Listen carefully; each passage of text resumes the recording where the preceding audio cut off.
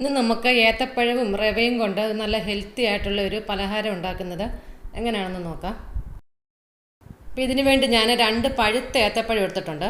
ഏത്തപ്പഴം എടുക്കുമ്പോൾ എപ്പോഴും നല്ലതായിട്ട് പഴുത്തത് വേണം എടുക്കാൻ, നല്ല മധുരമുള്ളതായിരിക്കണം. പിന്നെ 1/4 കപ്പ് വറുത്ത റവ എടുത്തിട്ടുണ്ട്. പിന്നെ ഇതിലോട്ട് 1/4 കപ്പ് അരിപ്പൊടി എടുത്തിട്ടുണ്ട്, അതും വറുത്ത അരിപ്പൊടി. ഞാനിപ്പോൾ ഇടിയപ്പപ്പൊടി എടുത്തേക്കുന്നത്, നിങ്ങൾക്ക് പുട്ടുപൊടി വേണമെങ്കിലും എടുക്കാം. പിന്നെ ശർക്കര ഉരുക്കി വെച്ചിട്ടുണ്ട്, അതൊരു 1/4 കപ്പ് ശർക്കര എടുത്തിട്ട് ഒന്ന് ചീകി എടുക്കണം, 1/4 കപ്പ്. എന്നിട്ട് അതിലോട്ട് ഒരു 1/2 കപ്പ് വെള്ളവും കൂടി ഒഴിച്ചിട്ട് ഒന്ന് തിളപ്പിച്ചെടുക്കണം, ഒരു 2 മിനിറ്റ് ഒന്ന് തിളപ്പിക്കണം. എന്നിട്ട് അത് ആറി കഴിഞ്ഞിട്ട് ഒന്ന് അരിച്ചെടുത്താൽ മതി. ഇങ്ങനെ അരിച്ചെടുക്കുമ്പോൾ ഇതിനകത്ത് അഴുക്കെല്ലാം പോയി കിട്ടും. ഇതിപ്പോൾ ഞാൻ അങ്ങനെ റെഡിയാക്കി വെച്ചേക്കുക. പിന്നെ ഇതിലോട്ട് ചേർക്കാൻ 1/2 കപ്പ് തേങ്ങയും വേണം, അതുപോലെ ഇച്ചിരി ജീരകപ്പൊടിയും പിന്നെ ഏലക്കാപ്പൊടിയും വേണം, അത് ഞാൻ ചേർത്ത് കൊടുക്കാൻ നേരത്തെ പറയാം. പിന്നെ കുറച്ച് വാഴയില വേണം, ഇതുപോലെ കീറി വെച്ചിട്ട് നല്ലതായിട്ടൊന്ന് കഴുകി വെക്കണം. ഇനി ഈ ഏത്തപ്പഴം ഒന്ന് ചെറുതായിട്ട് അരിയണം, ഇതുപോലെ അരിഞ്ഞു വെക്കുകയോ അല്ലെങ്കിൽ കനം കുറച്ച് വട്ടത്തിൽ അരിഞ്ഞു വെക്കുകയോ ചെയ്താൽ മതി. പിന്നെ ഒരു പാനിലോട്ട് 1 ടേബിൾ സ്പൂൺ നെയ്യ് ഒഴിച്ചു കൊടുക്കണം. എന്നിട്ട് നമ്മൾ ഈ അരിഞ്ഞു വെച്ചേക്കുന്ന ഏത്തപ്പഴമെല്ലാം ഇതിലോട്ട് ഇട്ട് കൊടുക്കണം. ഈ നെയ്യിൽ ഏത്തപ്പഴം ഒരു 1-2 മിനിറ്റ് ഒന്ന് വഴറ്റി കൊടുക്കണം.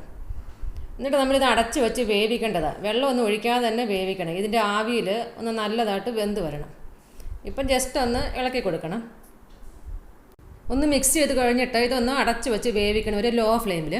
എന്നിട്ട് വെന്തൊന്ന് നല്ലതായിട്ട് കുഴഞ്ഞ് വരണം. ഇടയ്ക്കിടയ്ക്ക് ഒന്ന് ഇളക്കിയിട്ട് കൊടുക്കണം. ഇത് നമ്മൾ വെള്ളമൊന്നും ഒഴിക്കണ്ട, ഈ അടപ്പിൽ നിന്നുള്ള ആവി വെള്ളമൊക്കെ ഇറങ്ങി ഇത് നല്ലതായിട്ട് വെന്തോളും. ഇതുപോലെ ഒന്ന് ഇളക്കിയിട്ട് കൊടുത്താൽ മതി. എന്നിട്ട് തിരിച്ചും ഇതുപോലെ കൂട്ടി വെച്ചിട്ട് അടച്ചു വെച്ച് വേവിക്കണം. ഇതിപ്പോൾ ഇവിടെ നല്ലതായിട്ട് വെന്തിട്ടുണ്ട്. ഇനി ഇത് നല്ലതായിട്ടൊന്ന് ഉടച്ചു കൊടുക്കണം. ഒരു സ്പൂണോ എന്തെങ്കിലും കൊണ്ട് ഒന്ന് നല്ലതായിട്ട് ഉടച്ചെടുക്കണം. ഇനി ഇതിലോട്ട് ശർക്കരപ്പാനിയും കൂടി ഒഴിച്ചിട്ട് നമുക്കൊന്ന് വഴറ്റിയെടുക്കേണ്ടത്, അതുകൊണ്ടാണ് ഇത് ആദ്യമേ തന്നെ വേവിക്കുന്നത്. വേവുന്നതിന് മുമ്പ് നമ്മൾ അത് ഒഴിച്ചു കഴിഞ്ഞാൽ വേവത്തില്ല, അപ്പോൾ വേവിച്ചിട്ട് വേണം അത് ഒഴിക്കാൻ. ഇപ്പോൾ നല്ലതായിട്ട് ഉടച്ചെടുത്തിട്ടുണ്ട്. ഇനി ഇതിലോട്ട് ഈ ശർക്കരപ്പാനി ഒഴിച്ചു കൊടുക്കണം. എന്നിട്ട് ഇതെല്ലാം കൂടെ ഒന്ന് നല്ലതായിട്ട് മിക്സ് ചെയ്തിട്ട് തിളച്ച് വരട്ടെ. ഈ ശർക്കരപ്പാനിക്കകത്ത് ഇത് കിടന്ന് നല്ലതായിട്ടൊന്ന് തിളച്ച് കുറുകി വരണം. എന്നിട്ട് ഇതൊന്ന് വഴറ്റിയെടുക്കണം നല്ലതായിട്ട്. തീ കുറച്ച് വെച്ചുകൊണ്ട് ഇതുപോലെ നല്ലതായിട്ടൊന്ന് ഇളക്കി കൊടുക്കണം. ഇനി ഇതൊന്ന് നല്ലതായിട്ട് കുറുകി വരും, അതുവരെ നമ്മളൊന്ന് ഇളക്കി കൊടുക്കണം. ഇത് ഒരുപാട് നേരം ഒന്നിങ്ങനെ വഴറ്റേണ്ട ആവശ്യമില്ല, തീ ലോ ഫ്ലെയിമിൽ തന്നെ വെക്കാൻ ശ്രദ്ധിക്കണം. ഈ ഒരു സമയത്ത് 1/4 ടീസ്പൂൺ ഏലക്ക പൊടിച്ചതും അതുപോലെ 1/4 ടീസ്പൂൺ ജീരകം പൊടിച്ചതും കൂടി ചേർത്ത് കൊടുക്കണം. നല്ല ജീരകമില്ലേ, അതിൻ്റെ പൊടിയാണ്, ഞാൻ വറുത്ത് പൊടിച്ച ജീരകപ്പൊടിയാണ് ചേർത്തേക്കുന്നത്. ഇനി ഇതെല്ലാം കൂടെ നല്ലതായിട്ടൊന്ന് മിക്സ് ചെയ്യണം. ഇതിപ്പോൾ നമ്മൾ നെയ്യിൽ ആ ഏത്തപ്പഴം വഴറ്റി കുറച്ച് നേരം ഒന്ന് വേവിച്ചൊക്കെ എടുത്തല്ലോ, അതുകൊണ്ട് ഒരുപാട് നേരം ഈ ശർക്കര പാനി കിടന്നൊന്ന് വഴറ്റണ്ട. കുറച്ച് വെള്ളത്തിലല്ലേ നമ്മൾ ശർക്കര പാനി എടുത്തിട്ടുള്ളൂ, അപ്പോൾ ഇതൊന്ന് വെന്തൊന്ന് കുറുകി വരണം, അത്രയും നേരം ആക്കിയാൽ മതി. ഇതിപ്പോൾ കണ്ടോ നല്ല കുറുകിയിട്ടുണ്ട്. ഈ ഒരു പരുവത്തി വേണം എടുക്കാൻ. ഇനി നമുക്ക് ഫ്ലെയിം ഓഫ് ചെയ്യാം. എന്നിട്ട് കുറച്ചൊന്ന് ആറി കഴിഞ്ഞിട്ട് നമുക്ക് റവയൊക്കെ ചേർത്ത് കൊടുക്കാം. ചെറിയ ചൂടോടുകൂടി വേണം ചേർക്കാൻ. ഇതിപ്പോൾ കുറച്ചൊന്ന് ആറിയിട്ടുണ്ട്. ഇനി നമുക്ക് ഇതിലോട്ട് ഈ റവ ചേർത്ത് കൊടുക്കണം, അതുപോലെ ഈ അരിപ്പൊടി. ഇതിപ്പോൾ അരിപ്പൊടിയും റവയും കൂടെ ചേർന്ന് 1 കപ്പ് എടുത്തേക്കുന്നത്, 1/4 കപ്പ് റവയും 1/4 കപ്പ് അരിപ്പൊടി. പിന്നെ ഇതിലോട്ട് ഒരു നുള്ളു ഉപ്പും കൂടി ഇട്ട് കൊടുക്കണം. അതുപോലെ ഈ തേങ്ങയും ചേർത്ത് കൊടുക്കണം. എന്നിട്ട് ഇതെല്ലാം കൂടെ ഒന്ന് നല്ലതായിട്ട് മിക്സ് ചെയ്യണം. ഇതിൻ്റെ ഒരു പരുവുണ്ട്, ആ പരുവ് ആവണമെന്ന് നോക്കണം. ഇല്ലയെന്നുണ്ടെങ്കിൽ ഒരു 1-2 ടേബിൾ സ്പൂൺ തിളച്ച വെള്ളവും കൂടി ഒഴിച്ചു കൊടുത്താൽ മതി. കറക്റ്റ് പരുവായിട്ട് കുഴച്ച് കിട്ടിയാൽ ചേർത്ത് കൊടുക്കേണ്ട കാര്യമില്ല. ഇനി ഒരു സ്പൂണോ വെള്ളം എടുത്തതൊന്ന് നല്ലതായിട്ടൊന്ന് കുഴച്ചെടുക്കണം. ഇതുപോലെ നല്ലതായിട്ട് കുഴക്കണം. ഇതിപ്പോൾ ഞാൻ നല്ലതായിട്ട് കുഴച്ചെടുത്തിട്ടുണ്ട്. ഒരുപാട് അങ്ങ് ലൂസല്ല, എന്നാൽ ഒരുപാട് കട്ടിയല്ല, ഈ ഒരു പരുവത്തിരിക്കണം. കണ്ടില്ല, നമ്മളിങ്ങനെ അമ്മയ്ക്ക് നോക്കുമ്പോൾ ഇതുപോലെ ഒന്ന് അമ്മങ്ങണം. ഈ ഒരു പരുവത്തിൽ വേണം എടുക്കാൻ. കണ്ടോ, ഇതേപോലെ. ഇനി ഒരു വാഴയില എടുത്തിട്ട് ഇതിൽ നിന്ന് കുറച്ച് മാവ് എടുത്ത് വെക്കണം. ഒരു 1.5 ടേബിൾ സ്പൂണൊക്കെ വരുന്ന പോലെ മതി.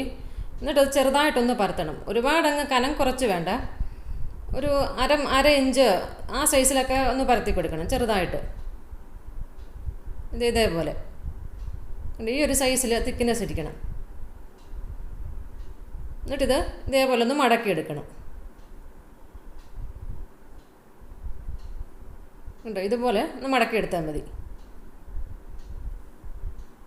അപ്പോൾ ഒരെണ്ണം കൂടി ഇതേപോലെ ചെയ്യുക.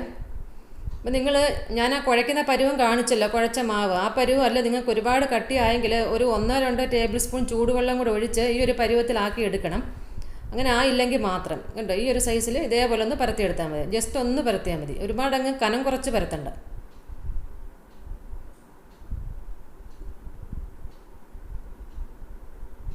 ഇനിയിപ്പോൾ എല്ലാം ഇതേപോലെ ചെയ്തെടുക്കണം. ഇതിപ്പോൾ ഞാൻ എല്ലാം ഇങ്ങനെ ചെയ്തെടുത്തിട്ടുണ്ട്. ഈ ഒരളവിൽ എനിക്കൊരു 8 എണ്ണം ഉണ്ടാക്കിയെടുക്കാൻ പറ്റിയിട്ടുണ്ട് ഇതുപോലെ. ഇനി ഇതൊന്ന് വേവിച്ചെടുക്കാൻ വേണ്ടി ഞാൻ ഇഡ്ഡലി പാത്രത്തിൽ കുറച്ച് വെള്ളം വെച്ചൊന്ന് തിളപ്പിച്ചിട്ടുണ്ട്. നിങ്ങൾക്ക് സ്റ്റീമർ വേണമെങ്കിൽ യൂസ് ചെയ്യാം. ഇനി ഒരു ഇഡ്ഡലി പാത്രത്തിന് തട്ട് ഇതിലോട്ട് വെച്ച് കൊടുക്കണം. അപ്പം നമ്മൾ വെള്ളം ഒഴിക്കുമ്പോൾ ഈ ഒരു ഹൈറ്റിൽ വെള്ളം ഒഴിക്കണം, അല്ലെങ്കിൽ അതങ്ങ് വറ്റിപ്പോയാൻ ചാൻസ് ഉണ്ട്. ഇനി റെഡിയാക്കി വെച്ചേക്കുന്ന ഓരോന്ന് ഇതിലോട്ട് വെച്ച് കൊടുക്കണം. ഇതിനി ഒന്ന് അടച്ച് വെച്ച് വേവിക്കണം. ഒരു 20 മിനിറ്റ് അടച്ച് വെക്കണം. അതല്ലാന്നുണ്ടെങ്കിൽ എത്രയാണോ അത് വേവുന്നിടം വരെ അടച്ച് വെക്കണം. ഇതിപ്പോൾ ഞാൻ നല്ലതായിട്ട് ഇവിടെ വേവിച്ചെടുത്തിട്ടുണ്ട്. ഒരെണ്ണം നമുക്ക് തുറന്ന് നോക്കാം. തീ ഒരു മീഡിയത്തിൻ്റെ ഹൈ ഫ്ലെയിമിൻ്റെ ഇടയിലിട്ട് വേവിച്ചാൽ മതി.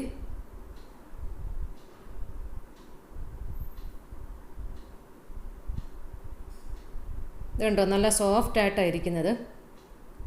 അപ്പോൾ ഇത് വൈകുന്നേരത്തൊക്കെ കഴിക്കാൻ പറ്റിയ നല്ലൊരു പലഹാരം. ഇത് നല്ല സോഫ്റ്റും ഇത്. അപ്പോൾ എല്ലാവരും ഒന്ന് ഉണ്ടാക്കി നോക്കണം. വീഡിയോ ഇഷ്ടമായെങ്കിൽ ലൈക്ക് ചെയ്യാനും ഷെയർ ചെയ്യാനും മറക്കരുത്.